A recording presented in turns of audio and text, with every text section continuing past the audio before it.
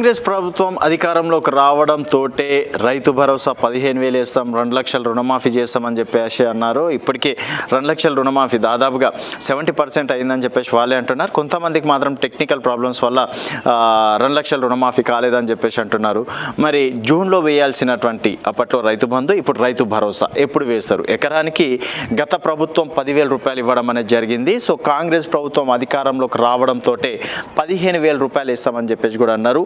But చూసుకున్నట్టయితే రైతు బంధే ఇప్పటివరకు వేశారు. అది కూడా కేసీఆర్ హయాంలో ఉన్నటువంటి డబ్బులు మాత్రమే, అక్కడ పెంచి ఏమి ఇవ్వలేదు. జూన్లో రావాల్సినటువంటి పైసలు సో జూన్లో రాలేదు, జూలైలోనే వస్తుందని చెప్పేసి కూడా రైతులు అనుకున్నారు. బట్ ఇప్పటివరకు ఎక్కడ కూడా ఒక్క రూపాయి కూడా విడుదల చెయ్యలేదు. దీనిపైన తుమ్మల నాగేశ్వరరావు గారు వ్యవసాయ శాఖ మంత్రులు సో వారు కీలక వ్యాఖ్యలు చేయడం అనేది జరిగింది. సో ఎవరైతే 5 ఎకరాలు 10 ఎకరాలు ఉంటాయో వారికి మాత్రమే రైతు భరోసా వెయ్యాలని ఏకంగా అన్నదాతలే సూచిస్తున్నట్లు కూడా తెలుస్తుంది, అంటే చెప్తున్నారని చెప్పేసి అంటున్నారు. అలాగే దీంతో పాటు ఎవరైతే పంట వేశారో పంట వేసిన వాళ్ళకి మాత్రమే ఈ రైతు భరోసా ఇవ్వాలని ప్రభుత్వం నిర్ణయించుకుంటున్నట్లు కూడా తెలుస్తుందని చెప్పేసి అన్నారు.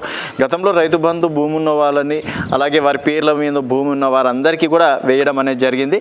సో ఇక్కడ 5 ఎకరాలు 10 ఎకరాల వరకు ఓకే, బట్ ఇక్కడ కౌలు రైతుకి ఇస్తారా, భూ యజమానికి ఇస్తారా అనేది మాత్రం అవి కూడా సమీక్షలు జరుగుతున్నాయని చెప్పేసి అంటున్నారు.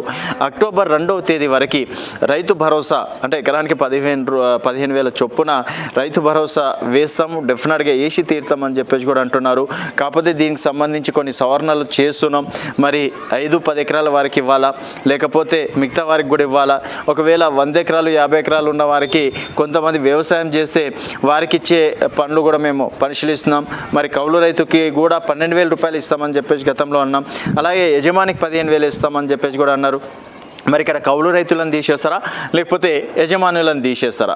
సో మొత్తానికి జూలై, ఆగస్ట్, సెప్టెంబర్, ఇప్పుడు అక్టోబర్ అంటున్నారు. దాదాపుగా పంట వేసి కొన్ని చోట్ల పంటలు కూడా అంటే కోతకు కూడా రావడం అనేది జరిగింది. బట్ ఇప్పటి వరకు రైతులకి ఒక నయా పైసా రాలేదంటున్నారు.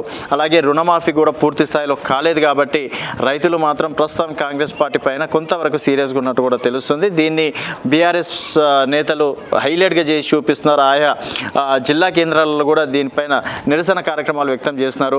మరి అక్టోబర్ 2 వరకైనా సరే రైతు భరోసా వేస్తారా, మరి ఎలాంటి కండిషన్లతోటి రైతు భరోసా రైతుల అకౌంట్లో వేస్తారా అనేది వేచి చూడాల్సిన విషయం. మరి 5 ఎకరాలు 10 ఎకరాలు ఉన్న వారికి రైతు భరోసా వెయ్యాలని చెప్పేసి మీరు అనుకుంటున్నారా? పంట వేసిన వారికే అకౌంట్లో డబ్బులు వేయాలని చెప్పేసి మీరు భావిస్తున్నారా? మళ్ళీ ఇక్కడ కౌలు రైతులకి ఇవ్వాలా, లేకపోతే యజమానికి ఇవ్వాలా అనేది మీ అభిప్రాయాల కింద కామెంట్ రూపంలో తెలియజేయండి. చూస్తూనే ఉండండి తెలంగాణ.